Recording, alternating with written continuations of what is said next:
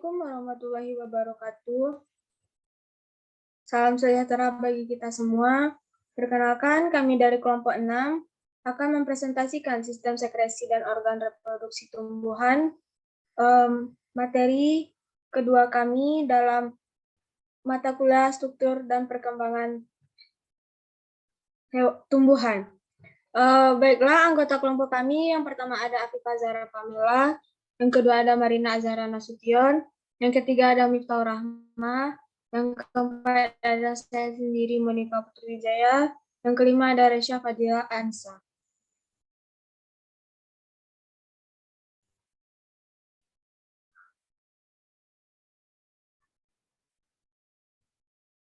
Baiklah, yang pertama ada sistem sekresi tumbuhan, yang pertama-tama akan dijelaskan oleh Saudari Marina Azhara Nasution. Kepada saudari kami persilahkan. Yang pertama, pengertian sekresi. Sekresi adalah suatu proses pengeluaran zat berbentuk cairan oleh sel-sel tubuh tumbuhan atau kelenjar yang mana cairan atau kelenjar tersebut masih dimanfaatkan oleh tubuh tumbuhan untuk proses metabolisme. Yang dikeluarkan adalah berupa kelebihan ion, hasil fotosintesis, dan sisa metabolisme.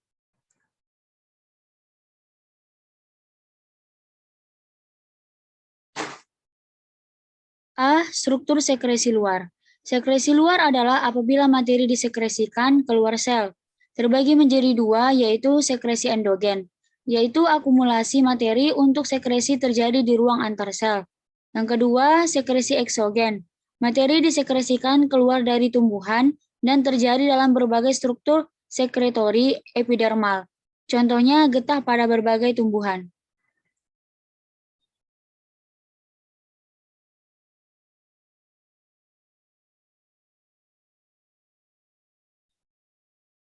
Yang termasuk dalam kelompok sekresi luar adalah A. Rambut kelenjar. Terdiri satu sel, yaitu terdapat pada gambar 1, trikoma glandular satu sel. Atau lebih dari satu sel, yaitu gambar 2 atau berkelompok. Gambarnya bisa dilihat oleh teman-teman sendiri pada PPT-nya.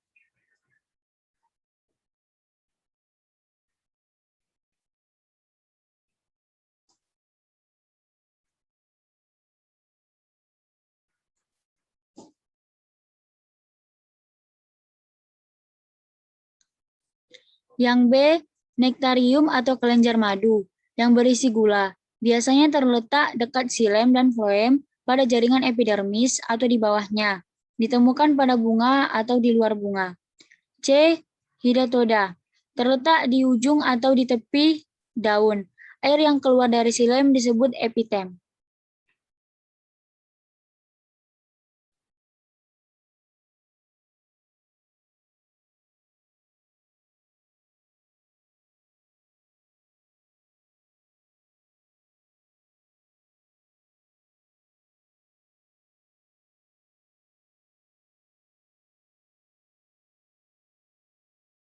Baiklah, selanjutnya ada struktur sekresi dalam yang akan dijelaskan oleh saudari Miftahur Rahmah.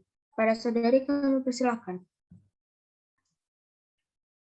B. Struktur sekresi dalam. Sekresi dalam adalah materi yang akan disekresikan, disimpan di dalam sel. Misalnya itu kelenjar minyak pada daun dan kulit buah sitrus SP. Yang termasuk dalam struktur sekresi dalam adalah yang pertama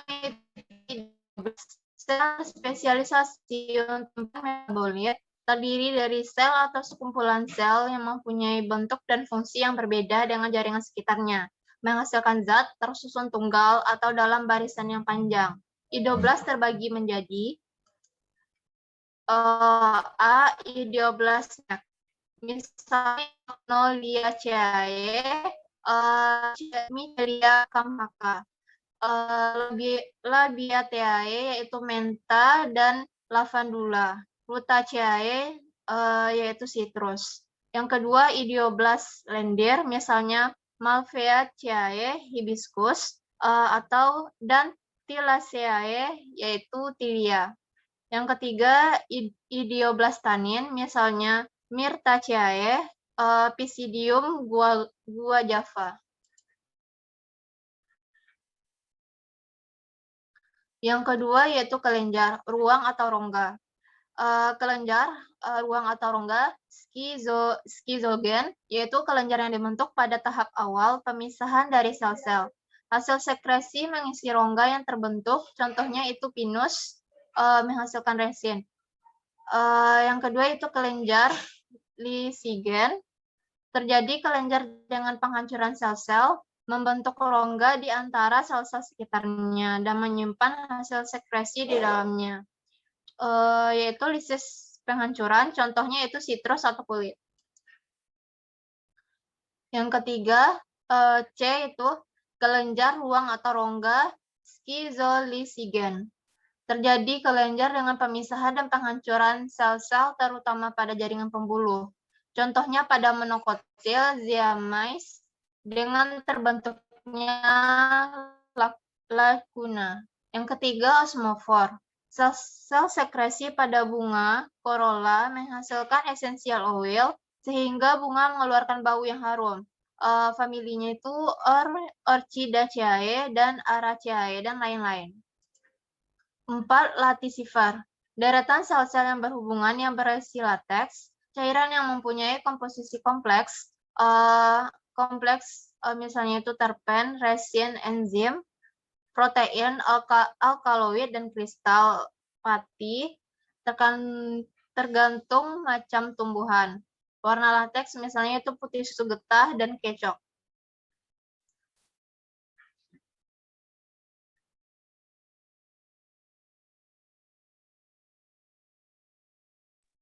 Baiklah, terima kasih kepada Saudari Rahma. Selanjutnya akan dijelaskan oleh Saudari Lesya Fadilah tentang organ reproduksi tumbuhan.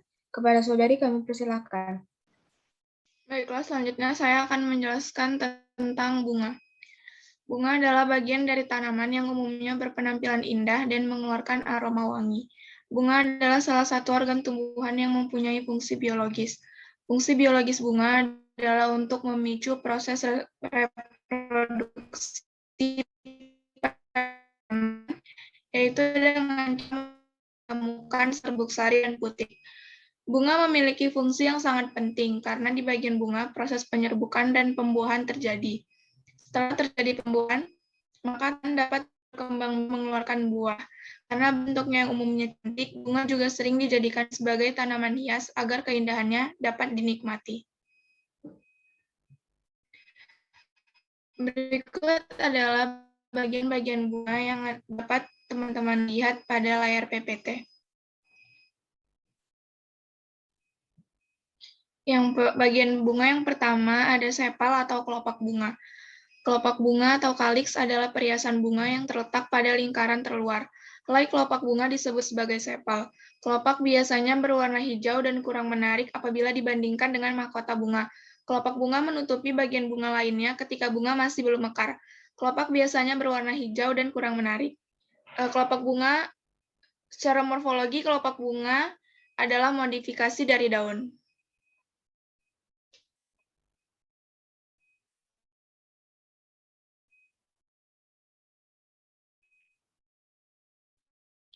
Yang kedua ada mahkota bunga atau corolla, merupakan salah satu dari periasan bunga, selain kelopak bunga.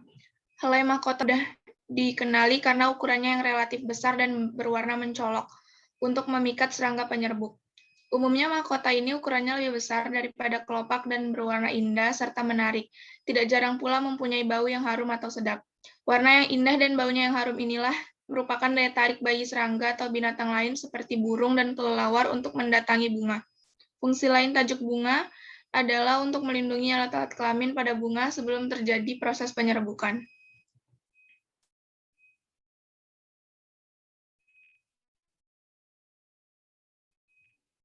Yang ketiga ada stamen atau benang sari. Benang sari ialah organ reproduksi jantan pada bunga. Setiap benang sari umumnya terdiri dari tangkai sari atau filamen.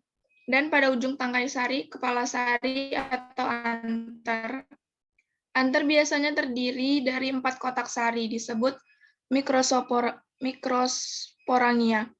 Perkembangan mikrosporangia dan spora haploid yaitu terkandung di dalamnya.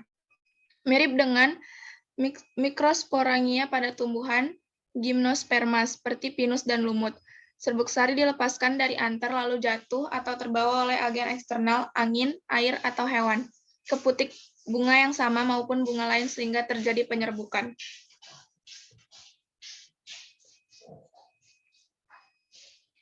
Yang keempat ada putik atau pistilum. Putik merupakan alat kelamin betina. Putik pun tersusun atas daun-daun yang telah mengalami metamorfosis. Daun-daun penyusun putik disebut daun buah. Secara keseluruhan, daun-daun buah penyusun putik dinamakan gynoecium. Putik merupakan alat kelamin betina yang salah satu bagiannya mengandung sel telur. Setelah dibuahi oleh inti sperma yang berasal dari serbuk sari, akhirnya akan berkembang menjadi kandung lembaga yang nantinya akan menjadi tumbuhan baru. Bagian putik yang mengandung sel telur dinamakan bagian biji atau ovulum, yang akhirnya akan menjadi biji atau semen. Sementara bagian putik yang di dalamnya terdapat bakal biji tadi, yaitu bakal buahnya ovarium, akan berubah menjadi buah atau fruktus.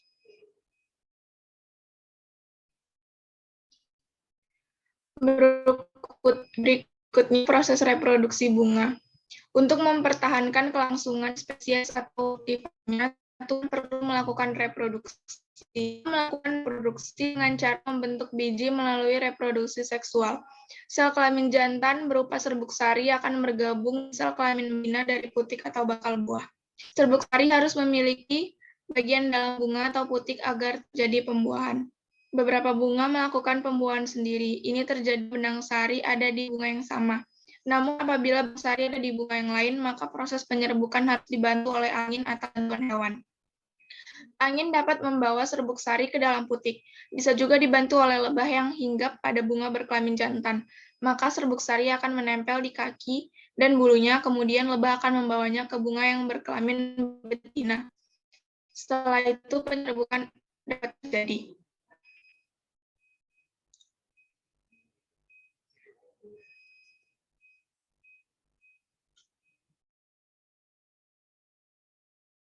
Baiklah, selanjutnya akan dijelaskan Saudari Afifah Zahra Pamela. Kepada Saudari kami persilahkan. Baiklah, selanjutnya struktur dan fungsi buah. Buah merupakan struktur reproduksi tambahan pada tumbuhan yang di dalamnya mengandung biji. Perkembangan buah dirangsang oleh adanya polinasi atau fertilisasi. Buah merupakan tempat biji berkembang dan akan membantu proses penyebaran biji. Penyebaran dapat dilakukan dengan menggunakan bantuan air atau angin. Disebut dengan hidrokori atau anemokori. Selanjutnya ada hewan atau zookori, lalu organik.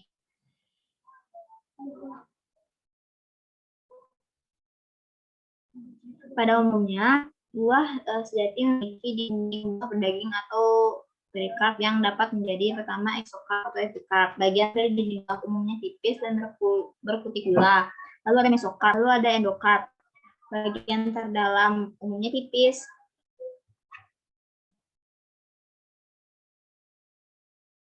Asal mula pembentukan buah. Ada dua. Pertama, buah sejati, misalnya dari ovarium atau bakal buah. Lalu ada buah semu, misalnya dari ovarium dan atau bagian bunga yang lain. Lalu ada klasifikasi buah. Asalnya yang pertama tunggal, untuk pistilum, seperti lili dan timun. Lalu ada buah agregat atau terbentuk dari beberapa pistilum yang terpisah dalam satu bunga tunggal, seperti stroberi dan raspberry. Lalu ada buah majemuk, terbentuk dari beberapa pistilum pada perbungaan dan biasanya bergabung dengan bagian bunga atau perbungaan lainnya, seperti nanas, nangka, dan blueberry. Deskripsi jenis buah. Yang pertama ada buah berdaging. Ada beri atau baka, buah yang memiliki daging buah lembut atau lunak dan berdaging, kadang-kadang mengandung banyak biji. Contohnya ada cerica papaya, musa paradisiaca.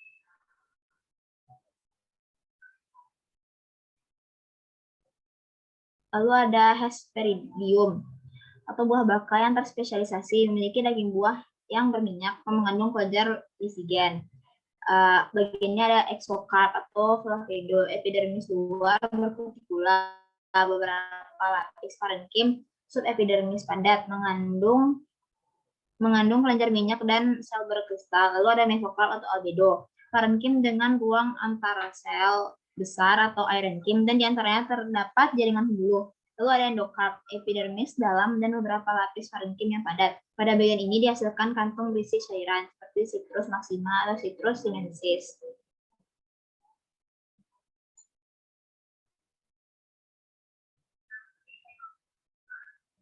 Selanjutnya ada pepo atau buah baka dengan kulit yang buah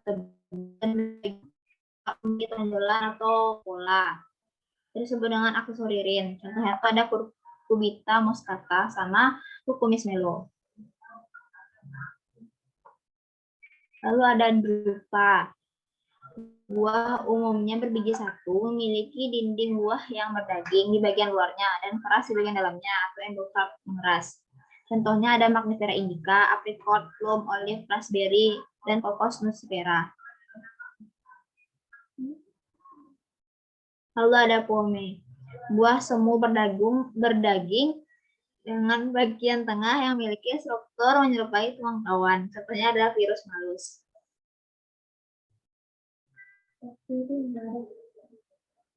Lalu ada buah kering atau buah yang tidak pecah saat matang. Yang pertama ada asinnya atau buah berbiji satu.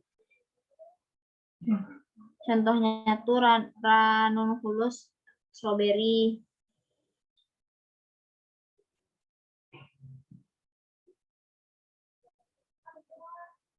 Selanjutnya ada Caryopsis, buah biji satu, dinding buah bersatu dengan kulit biji seperti jagung dan gandum. Ada Samara atau buah biji satu memiliki sayap. Lalu ada nut, buah berbiji satu dengan dinding yang mengeras, bagian atau seluruhnya dikelilingi oleh cawan atau cangka seperti walnut dan hazelnut.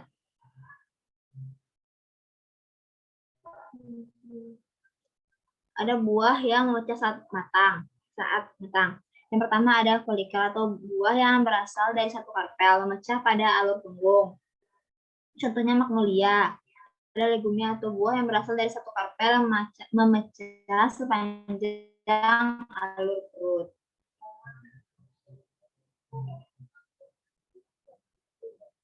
Lalu ada silikua atau buah yang berkembang dari dua karpel memecah pada dua alur melepaskan kedua karpelnya dan menyisakan sekat. Lalu ada kapsul, buah yang berkembang dari beberapa karpel memecah sepanjang persatuan karpel atau melalui pori seperti durian.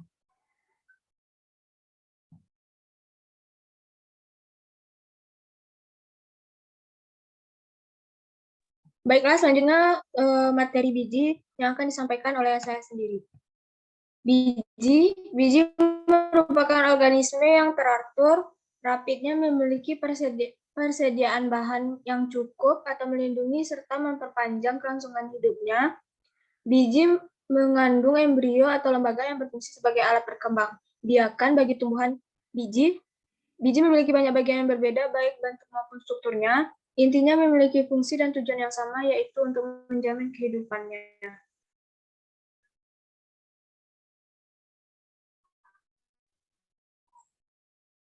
Tumbuhan berbiji terbagi menjadi Angiospermae atau tumbuhan berbiji terbuka dan Gymnospermae atau tumbuhan berbiji tertutup. Angiospermae adalah tumbuhan vaskular yang memiliki buah dan bunga dengan biji tertutup di mana bijinya dibungkus oleh ovium. Sedangkan Gymnospermae adalah tumbuhan vaskular dengan biji yang telanjang atau terbuka juga tidak memiliki bunga dan buah. Struktur biji erat kaitannya dengan cadangan makanan karena akumulasi cadangan makanan berhubungan dengan tempat di cadangan tersebut. Perbedaan struktur biji diantaranya ada tanaman monokot dan teman-teman lihat pada gambar di PPT layar sekarang.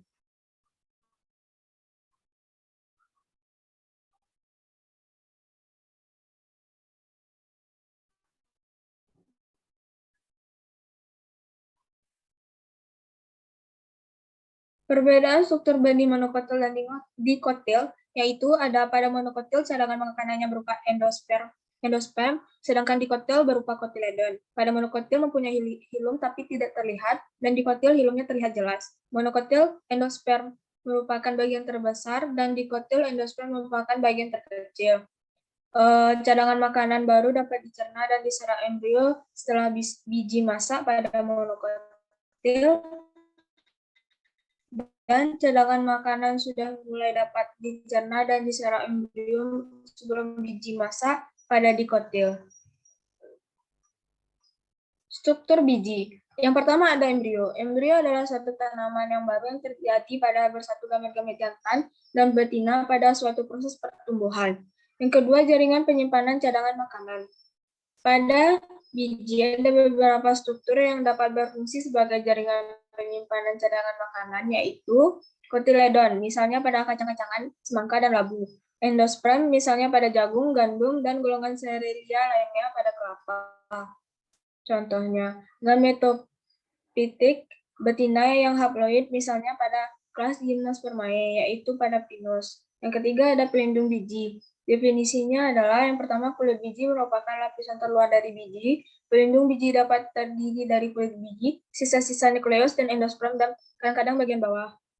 Yang kedua ada fungsi kulit biji, berfungsi untuk melindungi biji dari kekeringan, kerusakan, mekanisme atau serangan cendawan, bakteri, dan insekta.